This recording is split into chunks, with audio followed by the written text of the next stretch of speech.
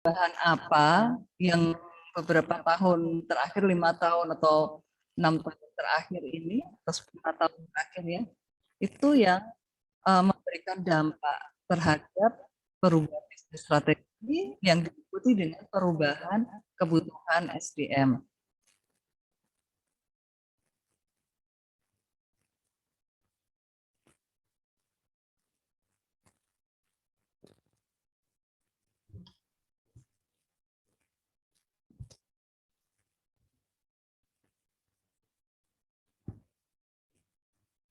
Apa kira-kira Ibu? Salah satu bisa memberikan contoh. Mungkin coba menjawab. Ya. Oh ya, silakan. Kalau membaca berita yang mungkin beberapa hari yang lalu atau beberapa minggu yang lalu ya, itu ada perusahaan miliknya Haritanu Sudibyo itu kan dia ada perusahaan yang dulunya dia bergerak di ini apa namanya itu aviation gitu ya, penerbangan. Kemudian dia kemarin sempat merubah arah bisnis strateginya menjadi perusahaan yang untuk ini coal mining gitu, untuk ke tambang batu bara, sehingga dia melakukan perubahan rekrutmen manpower yang mencari manpower yang pengalaman di coal mining gitu Bu. Mungkin seperti itu apa termasuk Bu? Terima kasih. Ya, itu termasuk. Jadi itu termasuk perubahan kalau di strategi perusahaan itu diversifikasi non-linear ya, atau diversifikasi unrelated. Ya. Jadi yang sebelumnya dia bergerak pada bidang A karena sebuah perubahan eksternal, kemudian dia switch pada bidang yang lain. Ya. Sehingga harus ada penyesuaian terhadap berbagai aspek di dalam organisasi, termasuk jadi yang dari itu nggak butuh ahli mining menjadi ya itu sangat clear ya. Jadi kalau sudah perubahan seperti itu pasti diikuti perubahan itu.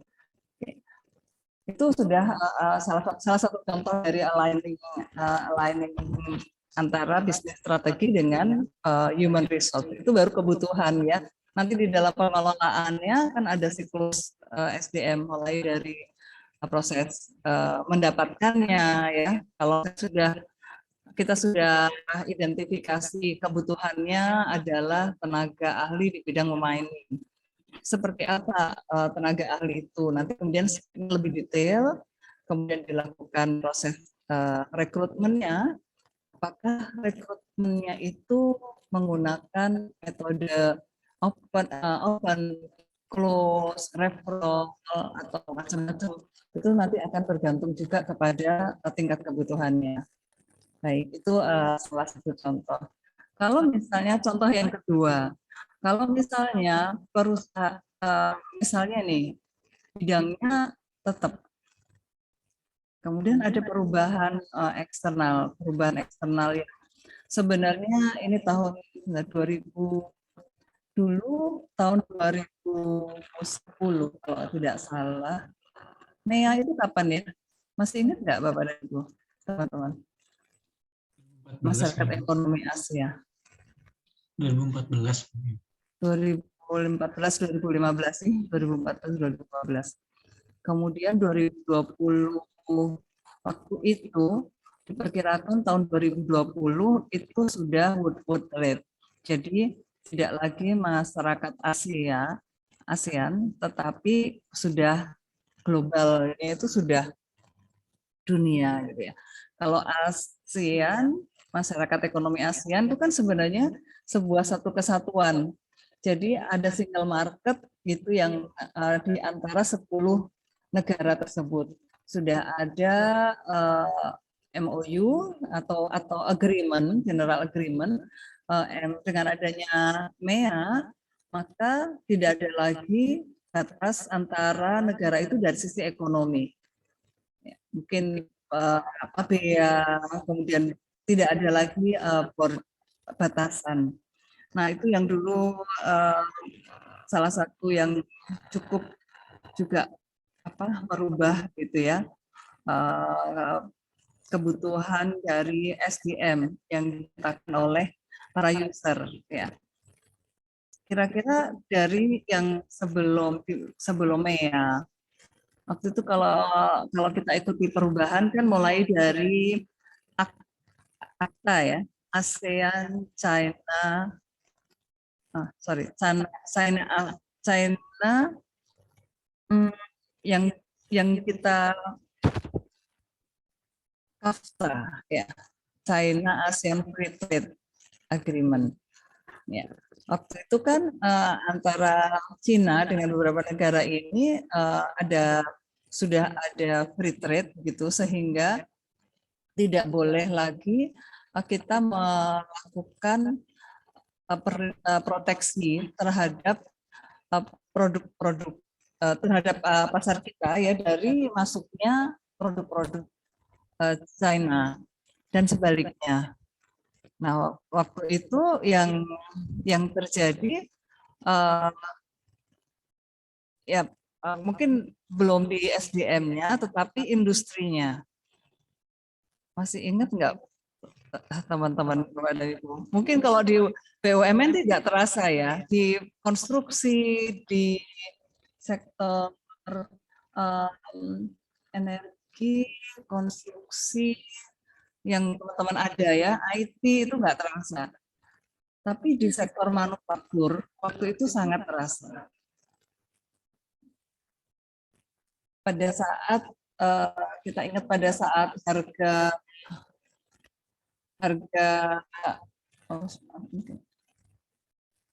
pada saat harga produk Cina itu sangat murah, kemudian kita tidak bisa menahan ya, beberapa perusahaan yang di manufaktur, salah satunya yang saya sangat tahu itu waktu itu di footwear industry. Di footwear industry itu pada saat China dibuka ya, satu sepatu itu harganya sudah sampai ke Indonesia, itu harganya sama dengan harga produksi. Masih harga produksi bahkan lebih murah dari harga produksi. Nah, jadi banyak sekali manufaktur itu yang kemudian menjadi importir. Karena kalau misalnya kita memanufaktur, itu resiko tenaga kerja, ya, cost di tenaga kerja itu kan bisa tinggi. Sementara cukup dengan gudang mungkin ya, membeli produk dari luar, dari Cina, kemudian dikasih label, dijual. Akibatnya pada saat itu yang terjadi di SDM, banyak teman-teman di manufaktur itu yang kemudian melakukan penyesuaian. Kira-kira penyesuaiannya dalam bentuk apa? Dari sisi SDM. Pengurangan tenaga kerja mungkin, Bu.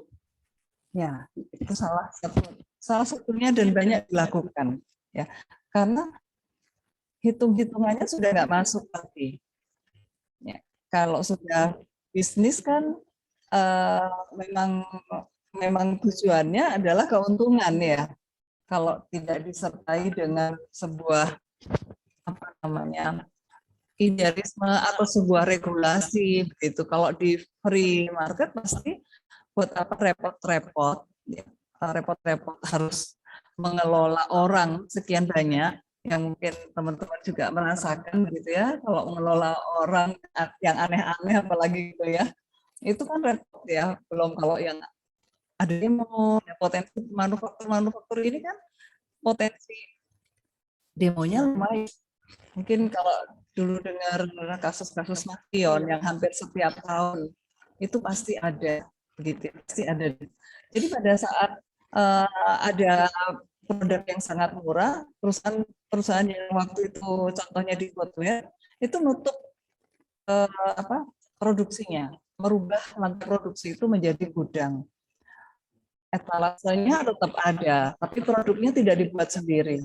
Akhirnya tadi itu oke, dilakukanlah penyesuaian dengan bentuk layoff. Ya.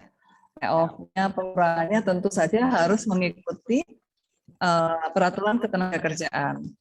Tapi kalau di UKM yang di kita kebanyakan itu seringkali tidak mohon maaf, mungkin kurang juga tersentuh dari peraturan ketenagakerjaan. Ya. Tapi kalau di perusahaan Bapak dan Ibu, teman-teman di sini pasti kalau mau melay-off seseorang pekerja gitu ya, kalau tidak karena kesalahan yang bersangkutan, maka perusahaan harus memberikan kompensasi. Ya. Kompensasi, dan itu kalau misalnya tidak diberikan, taruhannya cukup besar gitu ya bagi perusahaan. Nah itu harus dihitung sampai kalau yang kemudian kadang-kadang dilakukan itu adalah bagaimana caranya mempilotkan perusahaan. Kalau perusahaan itu pilot atau bangkrut dan dibuktikan secara hukum, diaudit ya oke, maka dia boleh meninggalkan beberapa hak, beberapa kewajiban ya terhadap tenaga kerja. Nah itu yang juga kadang-kadang mohon maaf ini praktik yang pernah dilakukan gitu ya, gimana caranya supaya perusahaan ini pilot. Nah itu saya nggak tahu, tapi teman-teman di akuntansi ya itu mungkin paham ya cara mengauditnya, di mana perusahaan itu boleh dikatakan dalam posisi itu. Nah kalau mereka dalam posisi itu sudah itu karena seperti force major gitu. Jadi tidak perlu memberikan pesangon yang proper ya, pokoknya asal jasa saja. Nah itu yang dilakukan. Nah itu kalau pada saat perubahan itu terjadi, saya ingat di satu perusahaan itu ada di banyak perusahaan ya. Jadi karena waktu itu sempat membantu Kementerian Perindustrian di industri footwear ya, alas kaki itu sepatu dan sandal ya.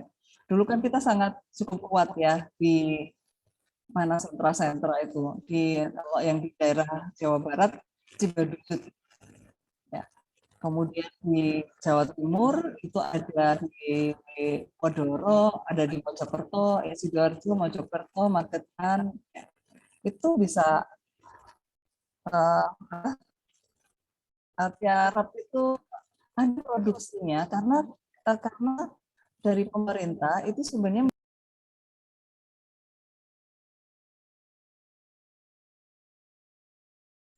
putus.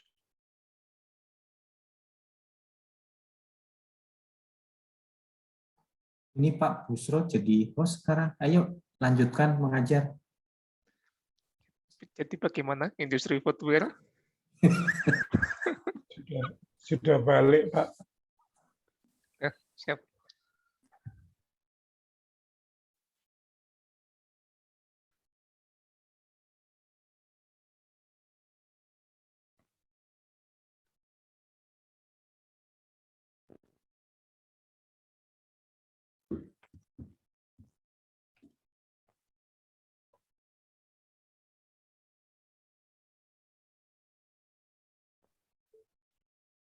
Hilang suaranya.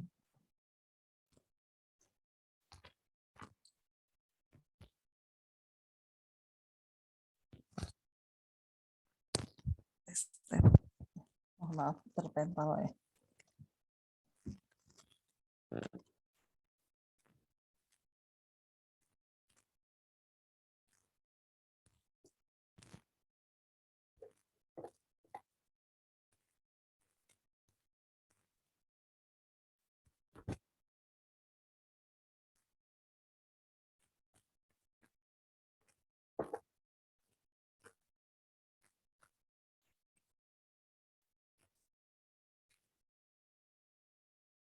Ya, maaf, ya, keluar. Ya, sudah terdengar lagi. Sudah, Bu. Mohon maaf, ini saya tuh sedang di luar kota, jadi memang kadang-kadang pas ke sini itu dari alatnya ini, maka saya gunakan tethering aja. Oke, saya lanjutin ya. Jadi itu bentuk dampak eksternal yang mau tidak mau perusahaan itu harus melakukan perubahan strategi yang kemudian berdampak kepada SDM. Itu contoh pertama. Contoh yang di ujung tadi sudah disampaikan Pak Mutakin ya. Kalau misalnya merubah switch sektor, pasti akan seperti melakukan proses perubahan, dan salah satunya adalah penyesuaian kompetensi. Ya.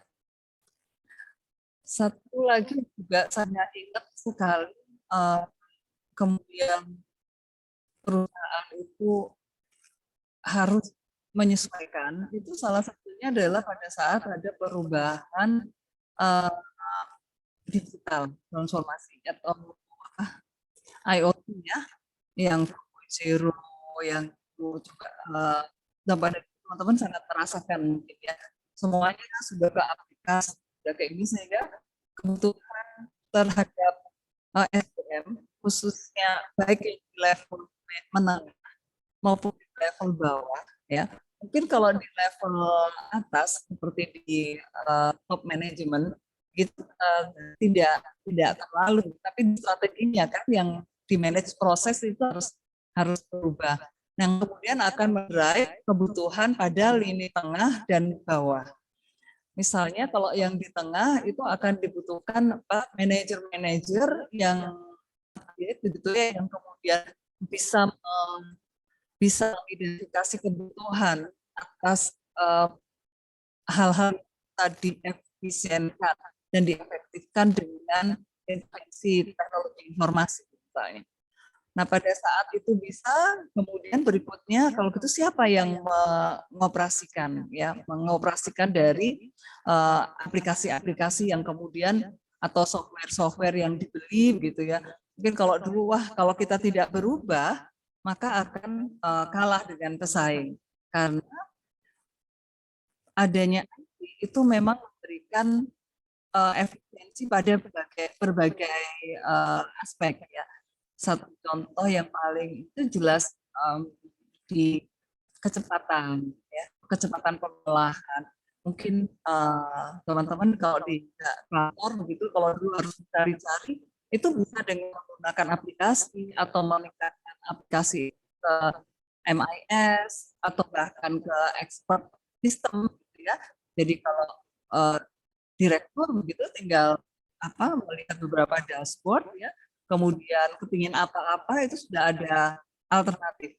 Jadi tinggal memilih alternatif solusi itu sudah disupport oleh data-data yang dikumpulkan. Jadi sistemnya sudah dibangun sedemikian rupa sehingga si pimpinan itu lebih cepat di dalam mengambil keputusan.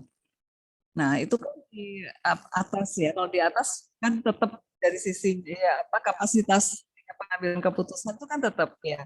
Tapi yang membantu proses pengambilan keputusan agar lebih mudah di level tengah dan di bawah, itu diperlukan orang-orang yang memiliki kemampuan IT. Nah, pada saat itu IT kemudian boom gitu ya. Itu beberapa perubahan. Nah, kita tidak tahu ke depan, tapi tugas dari SDM salah satunya adalah juga mengantisipasi kebutuhan SDM ke depan itu seperti apa. Ya. Jadi kebutuhan SDM seperti tadi disampaikan itu kan akan juga dipengaruhi oleh adanya perubahan bisnis strategi. Jadi forecast-nya itu bisa dari kira-kira bisnis seperti apa sih ke depan itu yang akan berkembang. Ya. Kemudian isu-isu apa yang ke depan itu juga harus dihadapi. Nah, kalau perusahaan itu bisa mengidentifikasi kebutuhan ke depan seperti itu, maka bisa juga melakukan perencanaan terhadap kebutuhan SDM yang tepat. Jadi tidak kaget-kaget gitu ya.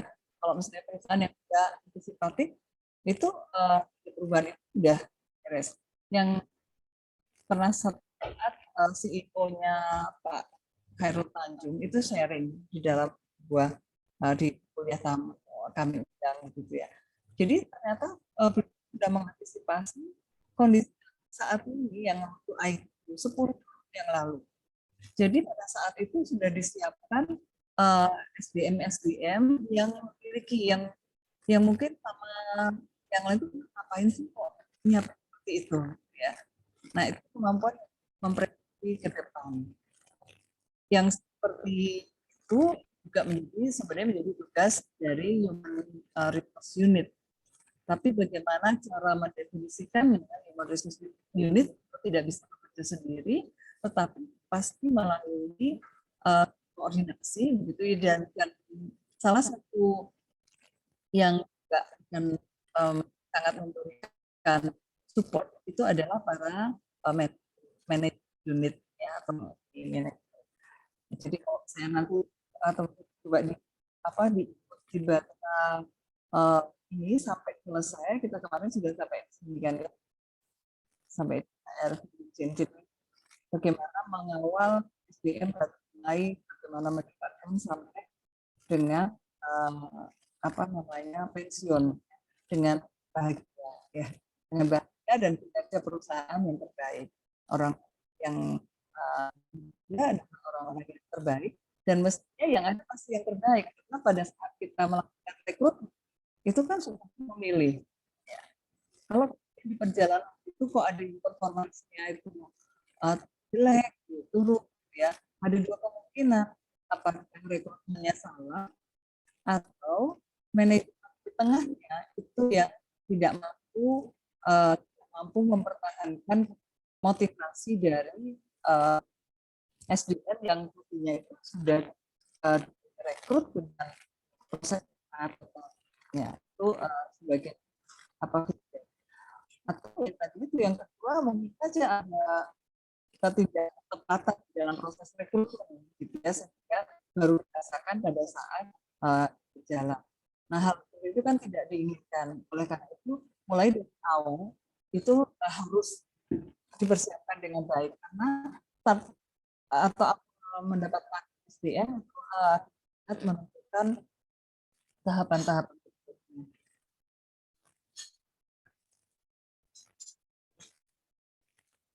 Ini saya akan teruskan, jawabkan.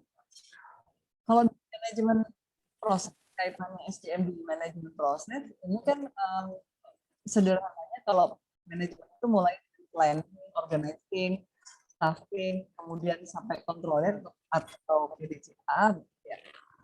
Nah, di proses menentukan SDM-nya, ya, penentuan SDM ini akan menjadi tugas utama dari RU, tetapi waktu menentukan kebutuhan itu akan didasarkan pada kebutuhan dari masing-masing departemen atau masing-masing unit. Nah, disinilah letak pentingnya tiap manajer ini ya, itu menjadi bagian dari manajer SDM sebenarnya ya. Jadi semuanya adalah menjadi manajer SDM.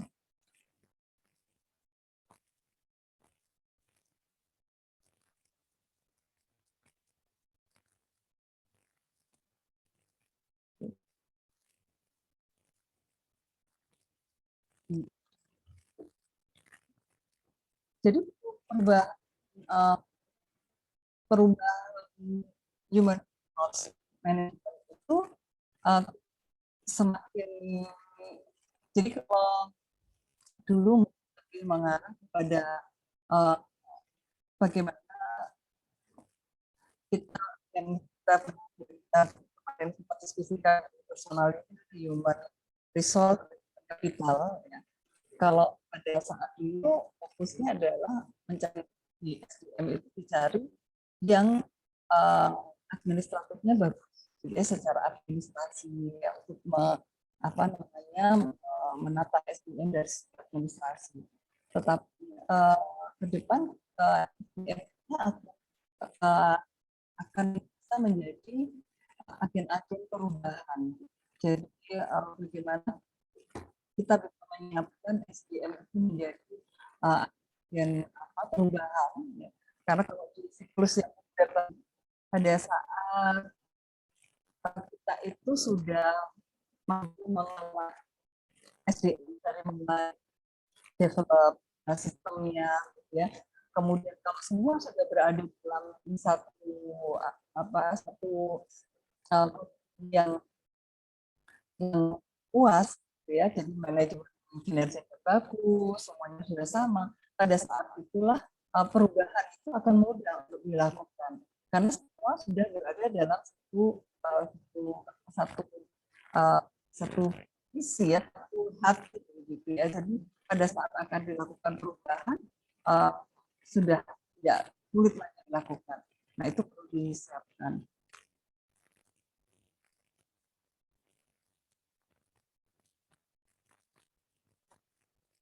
Nah, mungkin nanti sudah diteruskan.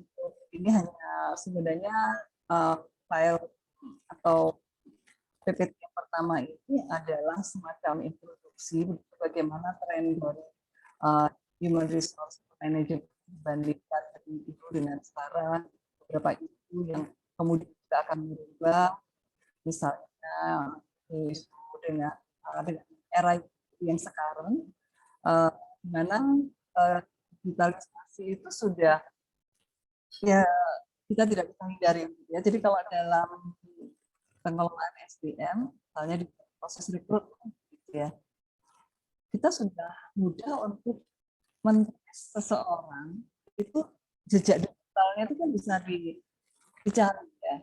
Jadi misalnya kita kalau dulu yang dilakukan oleh pada saat rekrutmen itu kan melihat referensi. Jadi pada saat sudah terakhir biasanya perusahaan itu akan melihat referensi dan kemudian sekali mungkin menelpon referensi yang dituliskan oleh si kandidat tersebut untuk mengetahui apakah benar, ya. Tapi kalau zaman sekarang mungkin referensi itu sudah menjadi tidak terlalu penting, meskipun ya tetap bisa dilihat, tapi kita bisa melakukan tracing sendiri melalui sosial media maupun media yang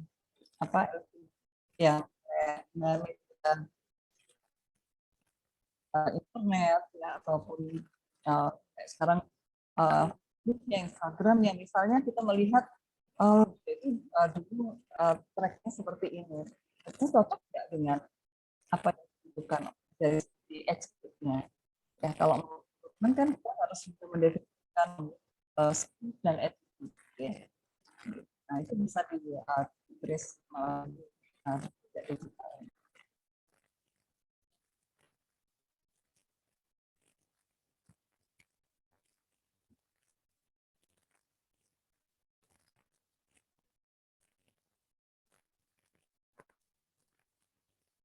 Nah, sebenarnya era SDM ke depan, ya, yang di perkembangan ke depan itu juga akan berpengaruh terhadap kebutuhan untuk kerja. Tadi sudah kita sampaikan, jadi tidak lagi juga salah satu, tetapi itu akan berkontribusi kepada semua human resource unit maupun manajer ini untuk bertanggung jawab terhadap bagaimana SDM itu bisa melakukan aktivitasnya dengan maksimal.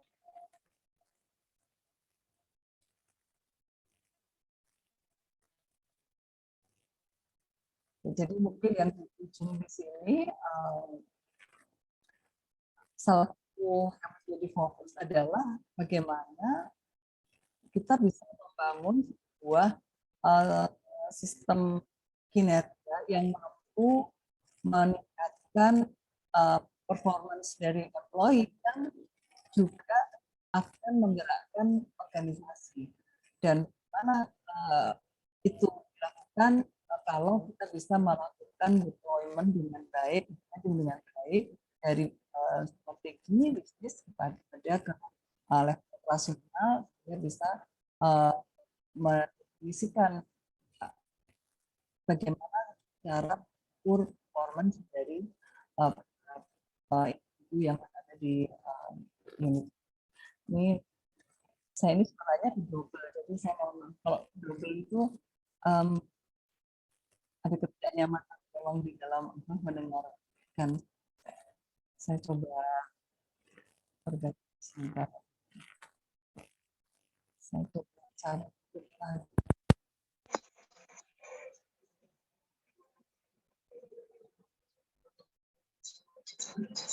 Tes. Oh, masih ke double ya. Apa suara saya ke double? Kalau di sana tidak ke double ya, Bapak Dewi? Berdouble, Bu. Gema? Tidak, Bu. Tidak. Oke, biar. Ya. Saya aja yang bergabung.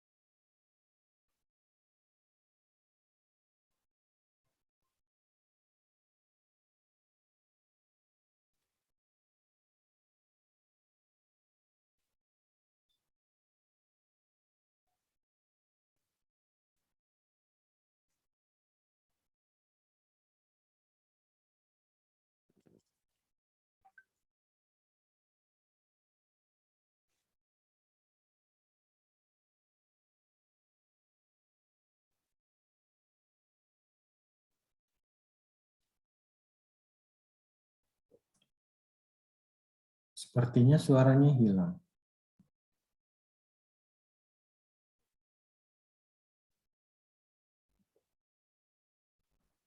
Tes. Sudah terdengar, Bu. Sudah ini. Iya, ini. Mohon maaf. Baik, ya. Insya Allah sudah tidak mendengar di saya juga. Baik,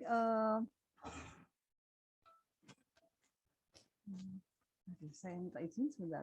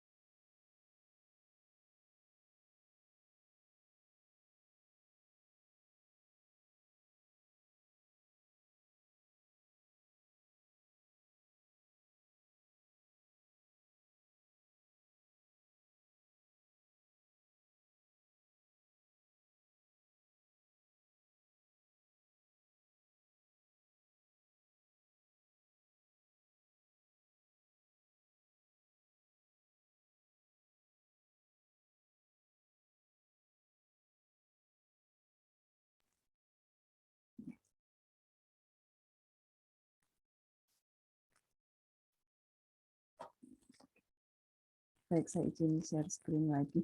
Jadi yang untuk materi yang tadi itu nanti mohon dibaca sampai selesai karena itu sebenarnya intinya adalah pengantar bagaimana human resource itu harusnya align dengan dengan bisnis strategi, kemudian juga align dengan sistem kinerja. Jadi kita pada akhirnya harus bisa mendevelop sebuah sistem pengukuran kinerja yang mampu mengoptimumkan performance dari SDM. Ya. Jadi tidak hanya sistem pengukuran kinerja, tetapi sistem pengukuran kinerja yang mampu menggerakkan organisasi melalui aligning antara kinerja organisasi dengan kinerja individu. Itu poinnya. Nah, supaya bisa seperti itu, nanti satu persatu kita kupas tahapan-tahapan dari siklus manajemen sumber daya manusia. Mulai dari tadi di HR value chain, kalau masih ingat, HR value chain tadi di pertama apa ya?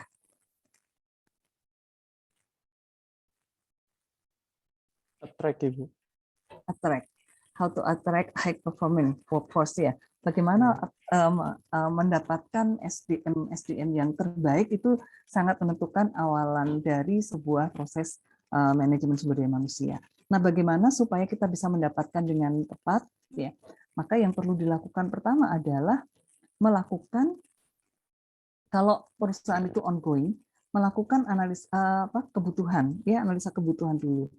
Berapa sih sebenarnya yang dibutuhkan ya, kemudian tapi sebelum analisa kebutuhan itu kan sebenarnya ada beberapa tahap. Kita harus melakukan dulu analisa dari pekerjaan di dalam struktur itu, dilakukan analisis terhadap semua unit-unit yang ada di situ ya, job-nya apa saja, kemudian deskripsi pekerjaannya seperti apa, orang yang seperti apa yang akan bisa menyelesaikan pekerjaan itu mulai dari, kalau kita punya job title begitu ya, dari mulai kalau misalnya di perusahaan itu gradingnya akan beda-beda ya.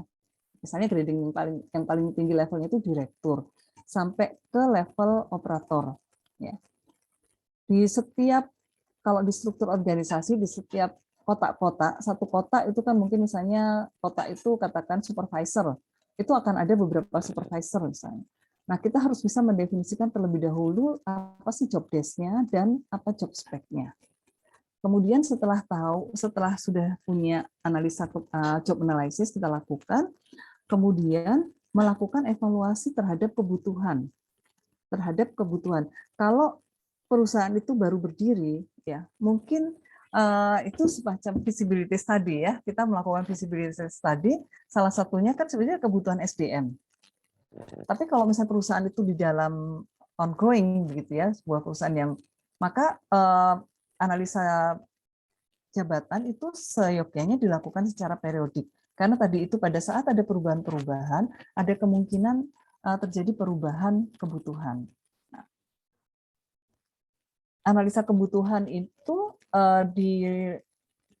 harus didefinisikan baik dari sisi jumlah maupun dari sisi speknya.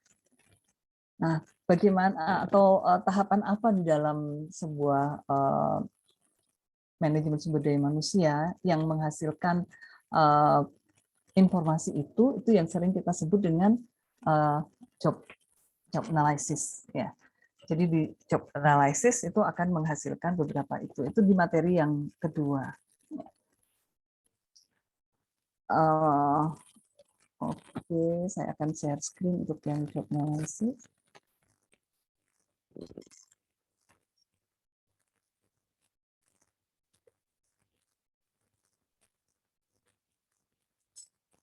Bu Kartiwi. Ya. Mohon maaf, mohon izin diskusinya, Bu. Sebelum masuk ke job analysis. Ya, terkait mengenai perkiraan kebutuhan SDM, Bu. Ini khususnya di kasus di perusahaan kami, tahun 2010-2012 itu harga minyak itu bisa mencapai $100 lebih per barel. Sehingga pada saat itu aktivitas pengeboran cukup masif. Sehingga ada rekrutmen engineer cukup besar-besaran. Nah, tahun tidak sampai 10 tahun, Bu. 2014 itu harga minyak udah mulai turun, bahkan 2015 sempat mencapai di $25 per barel. Akibatnya kita cukup banyak resources engineer yang imbasnya tadi mungkin bisa layoff, idle. mungkin bisa pengkondisian karyawan sehingga tidak nyaman dan lain sebagainya. Nah, pertanyaannya bagaimana kita bisa memastikan ke depannya terkait mengenai euforia harga minyak yang tinggi, kita butuh engineer banyak, ataukah kita memanfaatkan yang ada dulu ini seoptimal mungkin? Tadi Ya. kalau misalkan tadi contoh Pak Khairul Tanjung kan dia memperkirakan 10 tahun ke depan ini kita butuh misalkan tim-tim IT ya, soalnya mereka surplus tim IT padahal untuk 10 tahun ke depan. Mohon masukannya, Bu. Ya, sebenarnya kalau misalnya bisa diprediksi situasi itu lebih awal, nanti cara perencanaan SDM-nya kan bisa apakah karena SDM itu kalau dia tetap pegawai tetap katakan gitu ya, tapi kemudian seperti tadi tiba-tiba kapasitas produksinya turun karena memang ya tadi itu bisa saja karena demand-nya, bisa saja karena kalau ditambah itu mungkin sudah tidak ada lagi, misalnya harus mencari titik baru sehingga beberapa yang mempunyai tugas tertentu itu dia harus berhenti atau idle ya. Nah sebenarnya kalau misalnya yang idle itu bisa di enrichment atau dialih tugaskan, alih fungsikan ke bidang lain, bagian lain gitu ya. Itu mungkin bisa salah satu cara gitu Mas. Misalnya membuka, kalau di sini enggak, kemudian membuka bisnis baru. Ya, kalau misalnya perusahaan itu merealokasi resources dari yang tadinya itu untuk eksplorasi misalnya ya ke bidang yang lain. Tapi tentu ini juga butuh effort ya. Kalau misalnya bidang jadi perusahaan harus pilihannya kan membayari orang tapi tidak ada pekerjaan. Ya, kalau misalnya akan melay-off, mungkin ada kegambangan juga nanti akan susah untuk mendapatkan. Nah, mengisi masa idle ini yang mungkin perusahaan harusnya bisa membuat sebuah bisnis baru yang bisa mengalihkan atau merealokasi dari SDM ini. Atau kalau misalnya itu kalau sudah di tengah ya, Mas Fitro ya. Kalau misalnya dari awal itu tahu bahwa fluktuasi, ya mungkin yang di-hire sebagai fix-nya itu sesuai kebutuhan. Tetapi pada saat peak misalnya nanti butuh banyak, itu bisa melakukan kontrak engineer, tentu akan beda ya. Nanti ke sistem remunerasinya kan akan berbeda antara yang tetap dengan yang kontrak. Tapi itu bisa menjadi salah satu solusi kalau sudah diketahui lebih awal. Tapi kalau sifatnya tadi itu tiba-tiba, ya tiba-tiba nggak ada di situ gitu ya. Berarti kita punya banyak. Akhirnya tadi itu mungkin kalau pengkondisian tadi itu ya harusnya nggak boleh ya, tapi mungkin yang tidak nyaman itu kan para engineer-nya karena nggak ada kerjaan, nggak ada tantangan, nggak ada ini gitu ya. Nah sebenarnya perusahaannya sih nggak, karena ingin mempertahankan gitu, hitung-hitungannya kan kalau misalnya ini di layoff, proses layoff kalau perusahaan itu tidak pilot ya, perusahaan itu dalam keadaan baik-baik secara finansial, maka akan banyak kompensasi yang harus dilakukan dan itu mahal. Mungkin buat perusahaan kalau tahu nanti itu 3 tahun ke depan itu akan normal, dihitung kan kompensasi yang dia harus keluarkan dengan tetap menggaji karyawan-karyawan ini, mempertahankan. Nah hitungannya misalnya masih lebih baik mempertahankan, mungkin akhirnya dengan nggak pernah ada kenaikan kenaikan gaji, misalnya gitu ya, sistem remunerasinya tetap aja sudah tidak menarik. Nah ini kan mulai yang bagus-bagus gerah ya, nyaman ini, udah akhirnya akan keluar ya. Tapi keluar yang kalau yang bagus-bagus itu tetap akan buat perusahaan akan rugi. Tapi tadi itu tidak bisa mempertahankan dengan memberikan remunerasi yang menarik, ya, membuat tadi itu atau menambah. Jadi misalnya sistem remunerasinya itu tetap menarik supaya dia tetap tinggal. Tapi kan kalau perusahaan juga harusnya nggak begitu ya. Berarti itu overhead cost-nya akan tinggi. Harusnya bisa memanfaatkan para engineer ini untuk apa? Misalnya itu, kalau misalnya ada aliansi atau ada kerjasama dengan perusahaan jenis yang lain. Di sana misalnya membutuhkan gitu ya, bisa saja alokasi itu karena sudah terjadi semacam merger begitu ya, atau kerjasama apa yang bisa dilakukan supaya tenaga kerjanya ini bisa dimanfaatkan dan nanti pada saat dibutuhkan itu bisa ditarik kembali. Nah itu salah dua. Nah kalau dari awal kayak sekarang yang dilakukan oleh pemerintah itu kalau kita ikuti yang di PNS sekalipun ya, kan menerapkan PKW P3K itu kontrak 5 tahun. Jadi meskipun pegawai negeri tapi kontrak. Nah itu yang agak meresahkan karena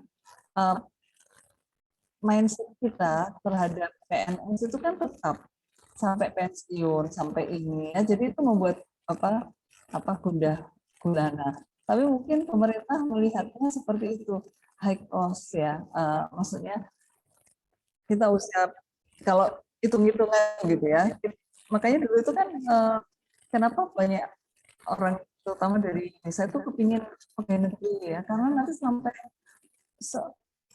survei itu pensiunnya itu yang paling menarik kalau kita survei gitu ya. Sementara saya yakin di perusahaan-perusahaan yang lain sebenarnya juga mempersiapkan ya, cuman mungkin tidak terjamin akan sampai akhir gitu ya, kecuali untuk level-level tertentu. Nah, kembali lagi ke yang tadi itu Mas Fikro. Jadi jawabannya ringkasnya mungkin kalau bisa merealokasi yang bagus-bagus tadi, tapi memang konsekuensinya perusahaan harus segera membangun atau membuat bisnis baru yang mungkin unrelated gitu ya, karena di migas itu sudah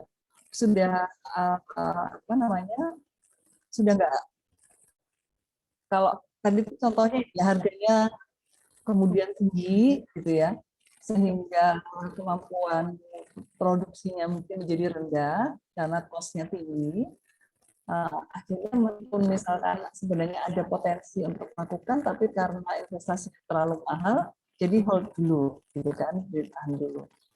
Nah, mestinya perusahaan membuat bisnis baru atau tadi itu kalau memungkinkan bekerja sama dengan perusahaan lain, kemudian mengirimkan tenaga ahlinya ini ke negara lain, misalnya gitu ya, untuk bisa dimanfaatkan tanda petik ya, bisa diberdayakan di sana, itu juga yang kedua. Yang ketiga yang tadi itu ya akhirnya seperti pasrah ya. Kalau tanya engineer yang bagus, kemudian dalam kondisi tidak nyaman, itu kan seringkali pilihannya akan keluar gitu ya, keluar untuk bekerja di tempat lain, dan itu turnover, dan turnover itu adalah salah satu KPI dari Human Resource Unit. Jadi itu pasti performance human resource-nya drop, karena itu salah satu KPI utama. Itu Mas, mudah-mudahan ini sepakat kalau teman-teman yang lain dari dengan pengalamannya memberikan masukan, nggak apa-apa, kita diskusi aja. Ada yang memberikan tambahan?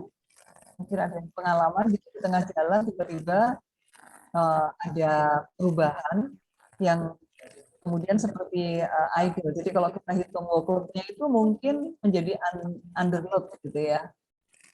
underload yang disebabkan bukan karena performance SDM-nya, tetapi karena perusahaan tidak bisa memberikan pekerjaan gitu. Jadi bukan karena performance, tapi karena ini. Pernah nggak terjadi di tempat teman-teman yang lain? Kemudian bagaimana mengatasinya? Sharing Bu, Januar. Ya. Ya, jadi biasanya Monggo, Pak Januar. ya, terutama yang model sekarang Bu ya, model agile lah istilahnya. Jadi harga minyak turun kan nggak cuma di Indonesia Bu ya, tapi di dunia, terutama untuk perusahaan yang global. Jadi memang beberapa strategi perusahaan untuk di beberapa negara mereka mungkin cut cost dengan istilahnya golden shake ya. Jadi menawarkan pensiun dini lah atau dengan beberapa paket yang menarik. Nah, untuk menutup kekurangannya, jadi dia model agile. Jadi kita model squad. Jadi manpower dari perusahaan di suatu negara dikirim ke negara tersebut. Jadi seperti itu Bu. Jadi untuk memenuhi kebutuhan manpower-nya kita transfer dari negara satu ke negara yang lain. Seperti itu sih Bu. Karena mungkin misalkan dari Indonesia bisa saja lebih murah Bu ya, daripada kita tetap meng-keep manpower dari negara tersebut atau expat yang lain. Bu. Jadi transfer pemain lah. Iya, iya. Itu bisa karena kan kalau di migas gitu ya atau instisnya itu kan performance-nya atau kompetensinya itu kan memang sangat artinya sangat tinggi ya. Seringkali udah melalui sebuah proses. Jadi dengan ekspatriat itu sebenarnya kalau dari sisi kompetensi itu nggak beda gitu ya, nggak terlalu beda. Tapi mungkin karena ada agreement begitu sehingga ada perjanjian dengan mitranya gitu ya bahwa sekian itu harus dari sini. Itu yang kadang-kadang kita juga mungkin tidak tahu. Tapi kalau misalnya disampaikan Mas Yanuar tadi memungkinkan dilakukan, itu adalah salah satu solusi. Ya. Malah mungkin kalau hitungan PKDN gitu ya bisa lebih naik jadinya lebih bagus. Ya. Oke, ada yang lain? Jadi itu yang dilakukan ya di perusahaan apa, Mas Yanuar? Oil and gas juga sih Bu. Oil and gas juga. Iya. Soalnya kalau oil and gas itu kayak teman-teman kita kan banyak juga yang bekerja di aslam bersih, di itu perusahaan apa sih yang satu lagi yang juga banyak. Ya, jadi yang dengan bukan menukarkan, tetapi mengirimkan mungkin di satu tempat itu lebih masih membutuhkan, kita bisa mengirimkan SDM kita dengan mungkin perjanjian-perjanjian yang bisa dibuat dengan win-win. Ya, baik. Oke, kita lanjutkan atau ada yang lain? Iya Bu, sebenarnya mohon maaf sebelumnya. Ini pertanyaan kami ketika kita flashback ke tahun 2010 ketika harga minyak naik, kalau kita posisi kita di HR, apakah kita menambah resources ataukah kita mengoptimalkan yang ada? Kalau saat ini sudah terlanjur Bu ya, orangnya bisa kita lempar kemana, ketika kalau kita flashback ke 10 tahun yang lalu, kita sebagai fungsi HR itu seharusnya seperti apa ya gitu. Oke, iya. Baik, terima kasih Mas Suso. Yang pertama dilakukan harus mengoptimalkan. Jadi melakukan kembali mengoptimalkan itu kan gini, mungkin ada beberapa fungsi yang dulu dikerjakan oleh engineer yang bisa digantikan oleh IT gitu ya, atau oleh sehingga tidak harus menambah lagi orang, tapi dengan jumlah yang ada, tapi menggantikan menjadi semi otomatis, menjadi tambahan IT, mungkin dengan investasi software, sehingga fungsi dari engineer yang ada itu memang yang benar-benar tidak bisa dilakukan oleh itu tadi. Itu Mas, yang pertama dilakukan. Jadi kemudian setelah memang benar-benar kurang, baru kita rekrut lagi kan pada saat analisa kebutuhan tadi. Tapi sebisa mungkin gitu, seperti meskipun mungkin nggak terlalu sama, tapi kalau kami seperti kami di ITS gitu ya, pada saat ada pensiun nggak usah diganti gitu ya, karena memang kami melakukan proses rekrutmen yang baru itu dengan sangat selektif dan SDM-nya itu mempunyai misalnya mahasiswa dari perguruan tinggi yang bagus ya, kemudian cum laude itu padahal staff ya, maksudnya dulu yang dianggap staff atau tendik itu kalau teman-teman pernah kuliah kan ya, kan ada supporting staff ya, ada dosen misalnya. Kalau dulu supporting staff itu sepertinya sangat second layer gitu ya, beda gitu ya. Nah sekarang di kami itu waktu rekrutmen 2 kali itu lulusan-lulusan dari perguruan tinggi negeri yang bagus gitu ya, atau swasta yang bagus, kemudian kita bisa menyaring dengan sangat ketat, misalnya dari 9.000, kemudian 6.000 administrasinya lolos, kita ambil 100. Itu kan sangat ketat ya untuk itu, dan memang ketemu yang bagus-bagus. Jadi yang baru kita punya 2 angkatan ini, kalau didekatkan dengan yang angkatan, tapi kan kita nggak boleh layoff ya. Nah itu kecepatannya jauh. Jadi kita pada saat ada yang pensiun, tinggal kita satu tadi aplikasi, beberapa itu bisa digantikan aplikasi, kemudian 1-2 orang pensiun ini karena kapasitasnya itu bisa sama dengan yang satu yang baru. Nah, jadi kita terus kemudian yang ada kita lakukan upgrading gitu ya. Jadi kita tidak otomatis satu ganti satu. Ya. Tapi mungkin 5 baru ganti 1. Ya, kemudian pensiunnya ada 70, kita rekrut 5. Nah, itu kami lakukan di ITS. Nah, tapi kalau di engineering kan beda case ya dari sisi kompetensinya, tapi analog lah itu bisa dilakukan. Baik, Terima kasih banyak, Bu. Baik, jadi kita lanjutkan ke yang analisis tadi ya, untuk melakukan analisa kebutuhan. Jadi sebelum kita melakukan proses rekrutmen, itu lebih dahulu mengidentifikasi atau mendefinisikan kebutuhan. Ya. Mengidentifikasi itu lebih ke menghitung berapa ya kebutuhannya. Setelah kita lakukan waktu tadi, misalnya Mas Busro tadi sudah menghitung gitu ya. Seluruh dengan adanya tambahan pekerjaan baru, kemudian dengan adanya tambahan ini ya kita bisa menghitung sekarang kebutuhannya X gitu. Sudah ketemu kebutuhannya.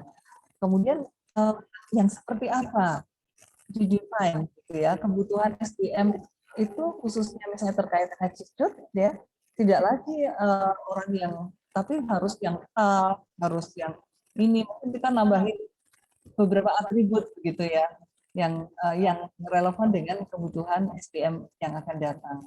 Kalau dulu kita sempat identifikasi itu apa yang dengan yang tadi saya cerita, ada MEA, ada word rate gitu ya. Kebutuhan bahasa Inggris itu selalu muncul di semuanya. Jadi pada saat rekrutmen itu pasti kalau bahasa Inggris itu adalah advantage ya. Keunggulan termasuk salah satu itu. Nah, silakan jadi bisa didefinisikan kebutuhan-kebutuhan atas knowledge, skill, dan attitude. Ya. Setelah satu paket itu diperoleh, baru kita akan melakukan proses rekrutmen. Jadi saya izin share screen untuk yang analisis jabatan.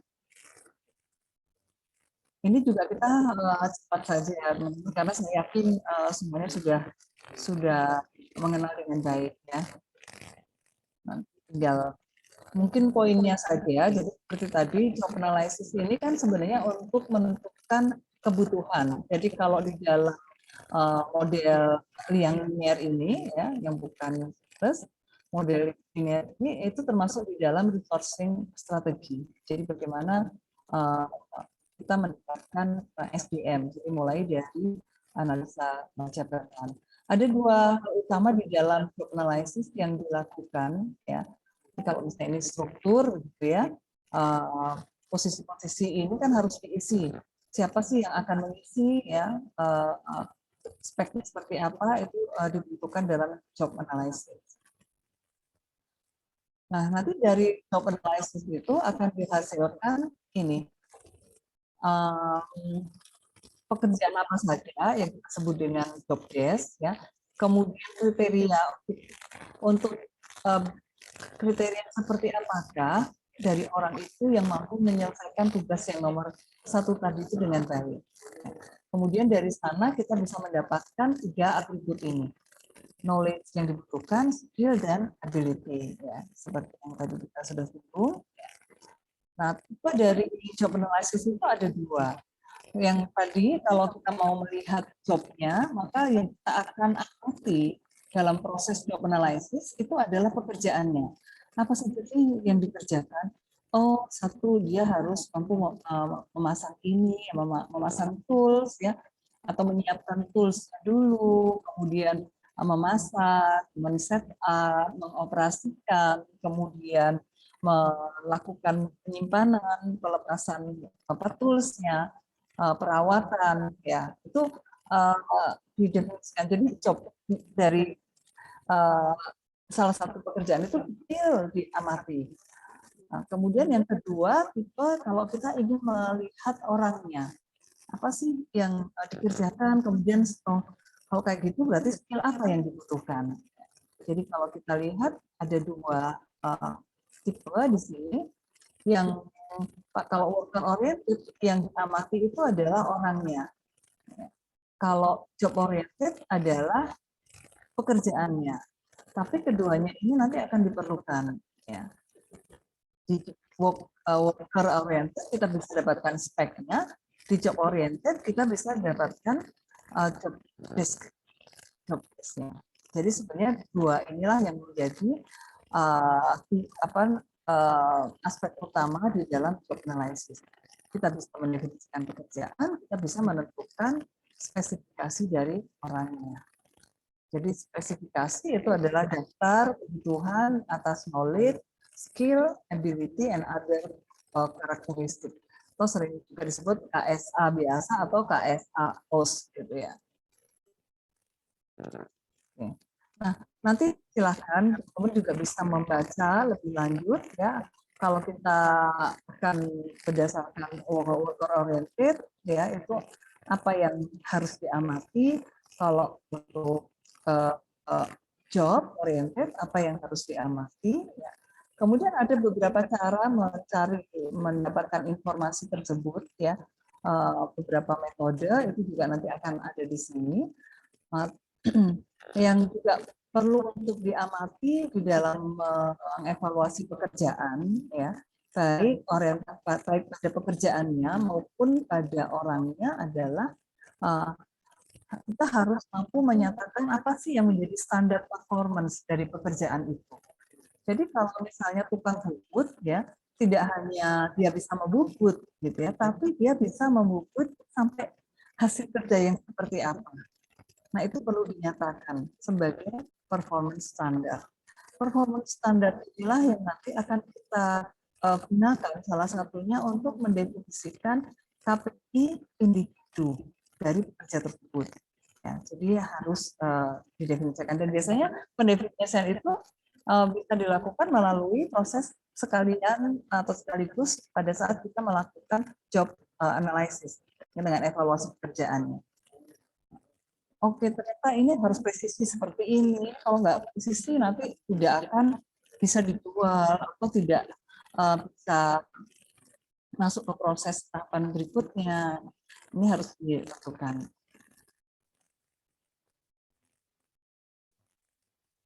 Nah, beberapa kegunaan dari job analysis seperti tadi kan kita di job analysis kan tahu pekerjaannya apa yang harus dikerjakan gitu ya, rincian pekerjaannya, kemudian spesifikasinya.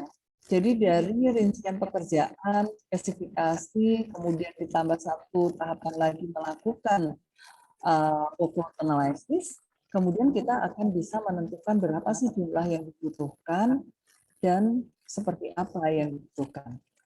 Kalau sudah mendapatkan informasi itu sudah tersedia, maka tahapan berikutnya di dalam rekrutmen dan seleksi itu akan lebih mudah. Karena alat bagaimana kita mencari source-nya gitu ya. Kalau dicari engineer yang bidang tambang gitu ya. Di bidang tambang kan ada 5 orang gitu. Nah, kita sudah tahu oh gimana ini ya sumbernya. Pasti perguruan tinggi yang memiliki departemen atau program studi pertambangan. Ya. Mungkin akan lebih efektif nanti caranya itu tidak open recruitment, visit ke kampus saja, seperti Inden gitu ya, itu bisa jadi lebih efektif.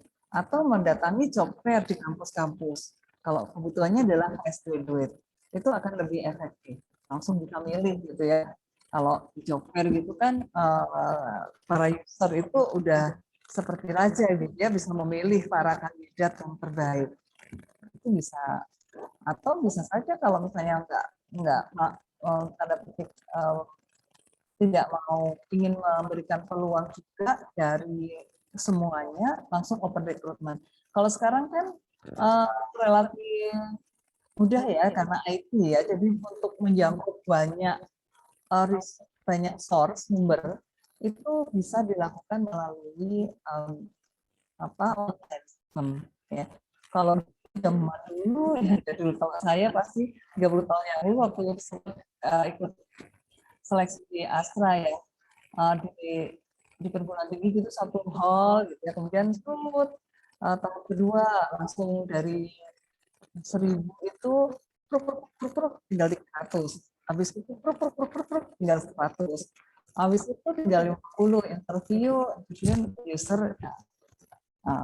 Itu proses rekrutmen. Mungkin itu dipandang harus menyediakan terus ke perguruan tinggi A, B, C gitu.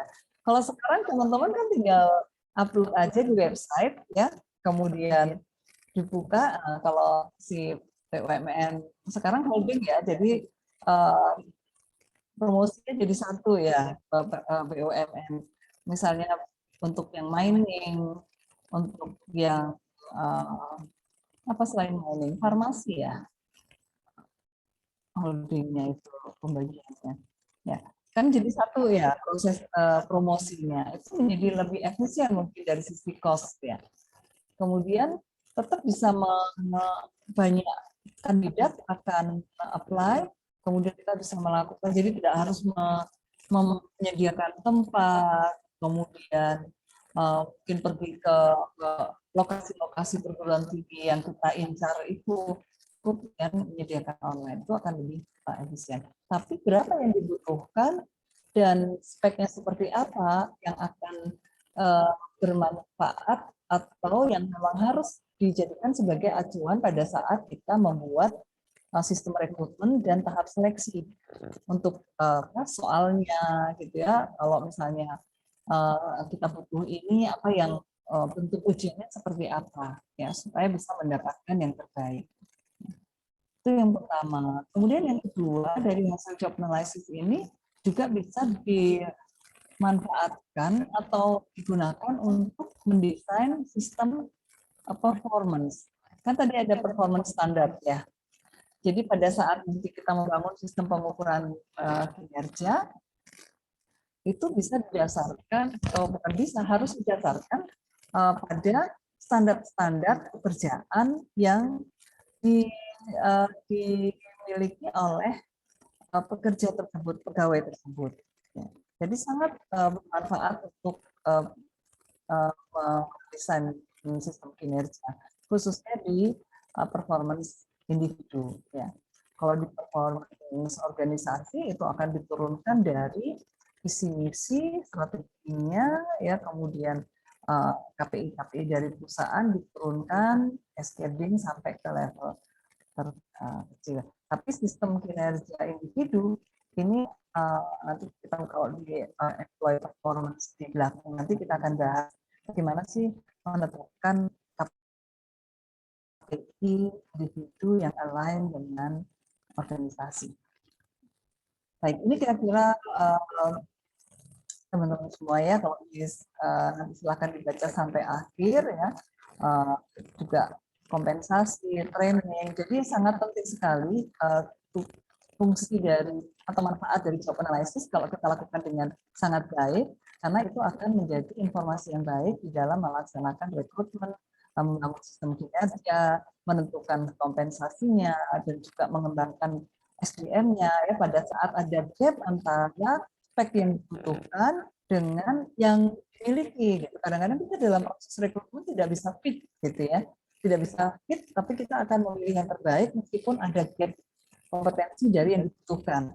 Nah, itu sudah bisa menjadi program untuk pengembangan dalam bentuk training ataupun coach mentoring apapun bentuk pengembangan SDM yang kita pilih. Ini nanti di sini akan ada tahap-tahapnya, siklusnya, ada beberapa contoh. Ya, nanti silahkan di. Jadi ini adalah contoh job spec-nya yang terdiri dari knowledge, skill, dan ability. Ini contoh untuk computer programming. Di sini ada beberapa ID ya. Pasti pada saat mau pilih staff ID-nya itu dia harus memiliki pengetahuan apa, memiliki keterampilan apa, kemudian ini sikap kerja seperti apa, itu yang ditetapkan. Ini yang nanti akan menjadi informasi penting di dalam proses rekrutmen.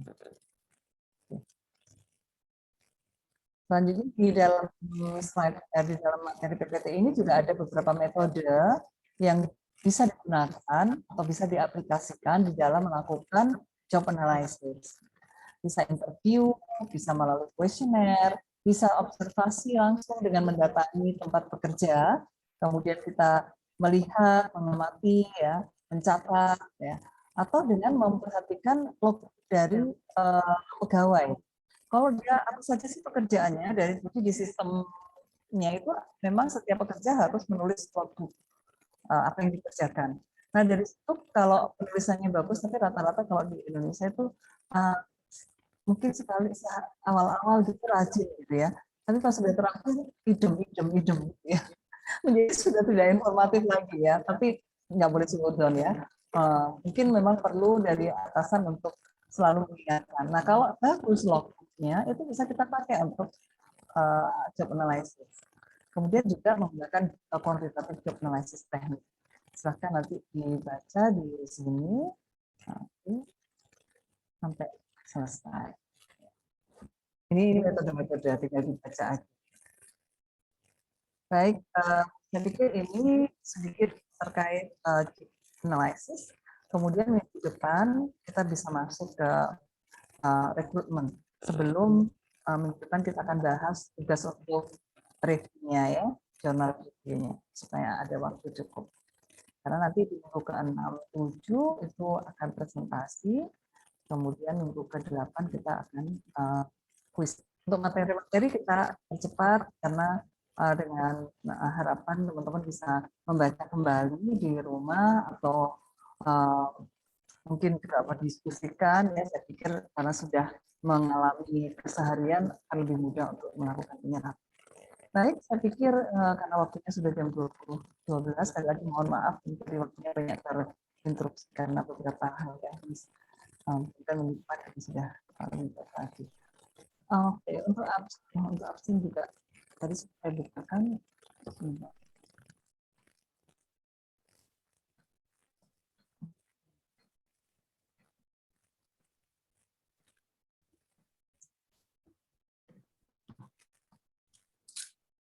Kalau tidak karena waktu,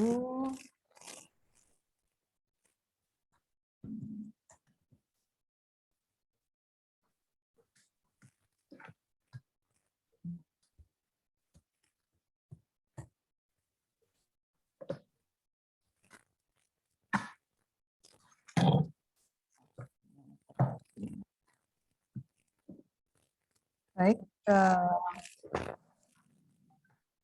Ya, nanti saya sebagai bonus untuk hari ini.